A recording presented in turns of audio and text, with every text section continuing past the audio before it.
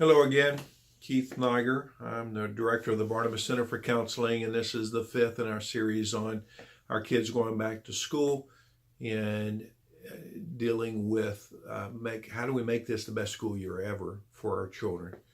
And we've been talking about a series of topics. Today we're going to follow up on consequences of behaviors and when our children get into some trouble or act up in some way, kind of determining, all right, so what's appropriate for that child?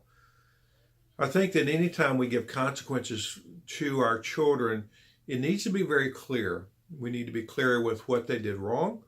We need to be clear about what they need to do while they're dealing with that consequence of their behavior, but also be clear on what they need to do to work off of that restriction or the consequences of that action. Ideally, you try to tie the consequence with the behavior. So, for example, if they're older and they went out over the weekend and came home later than they should, then you tie that in. And for example, maybe they don't go out the next night or the next weekend, or they may come home earlier the next time they go out as a consequence of staying out late. Or if they don't go where they say they're going, again, they lose that privilege tied in with that. But be clear with them on what they can do to work their way off of that and to earn back that trust. Kids, the more clear you can be and the more specific you can be with the consequence, the better it's going to be.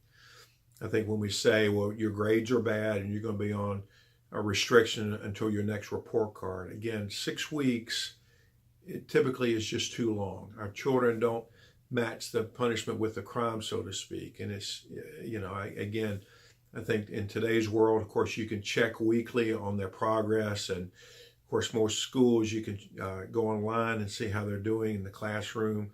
And maybe how much they're able to do that weekend is tied in with what kind of grades that they've made that particular week. If they've met the criteria that you've set forth with them, then great. Then perhaps they can go out that weekend. If they haven't, then again, maybe not, because it's on them. And you can put and again, if that's part of the consequence and they haven't met that criteria, then that's a consequence of them not meeting that criteria. So it's always good for our children, again, regardless of age, to know, okay, what did I get in trouble for? Taking ownership of that behavior. And what do I need to do to rebuild that trust, to work off of that restriction or that consequence as a result of the bad choice that I made? Thanks for listening. We'll follow up next time. God bless.